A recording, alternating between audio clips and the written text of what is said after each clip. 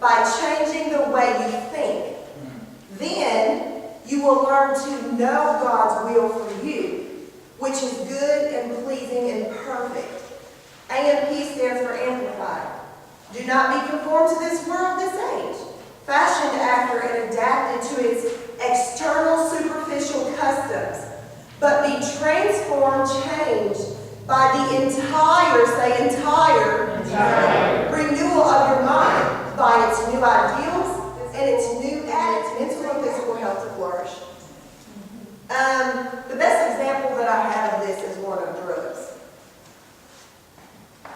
Y'all don't have to raise your hand to say whether or not you've taken drugs. I have taken drugs.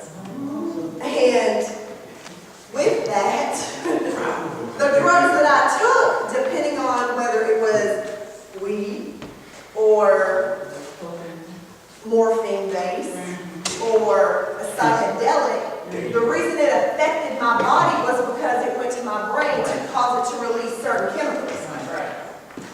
So all these chemicals would be released, and that's where you feel a high.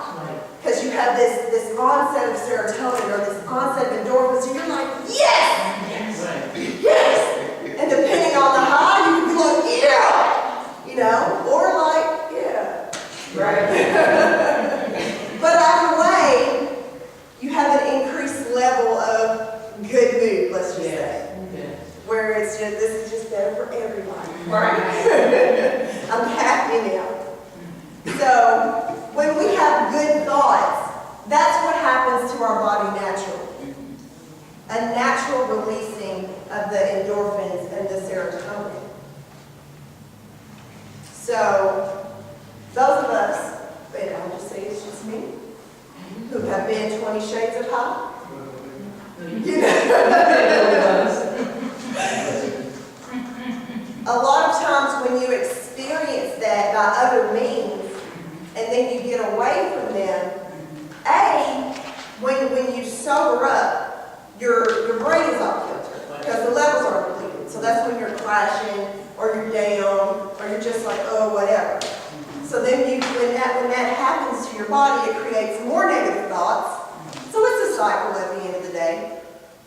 But when we break that cycle and control our mind to think positively, the endorphins and the serotonin and all those chemicals, they're functioning as they're supposed to function.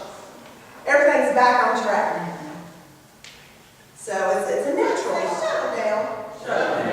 You guys, we are not obligated to engage in conversations with negative people. Right. We're not obligated. I'm sure we've all experienced it where you're talking to somebody and literally everything changes while you're listening. Because you can be like, well, hey, how are you doing?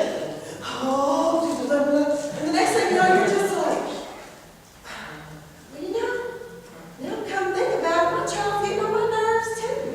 And then I was at work, and you know what they said to me?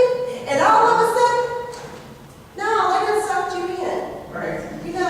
I'm sorry to hear about that. Switch it up on me. But you know what? Praise Jesus, you got a job. Right. Praise Jesus, you got your car. Praise Jesus, you got a car. Right. Negative emotion. So instantly your bills have become a negative thought.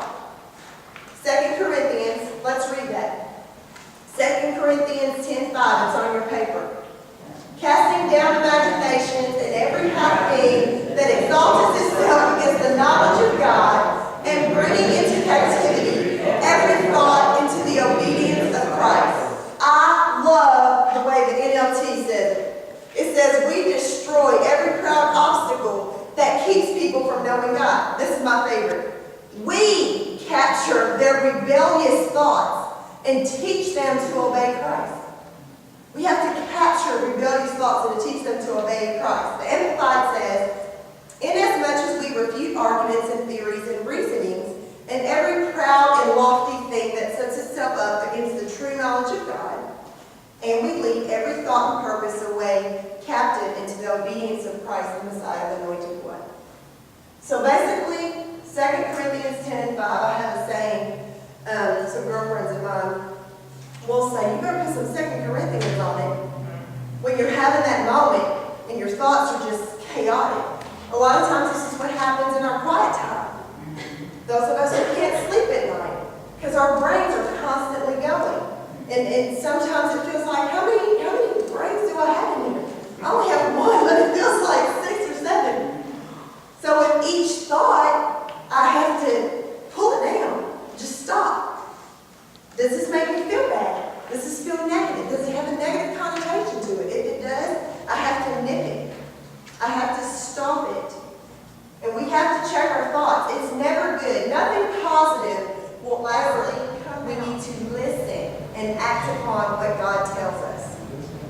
If He speaks it, we need to do it. Amen? Amen. And then I have, we are the masters of our thoughts. Not the other way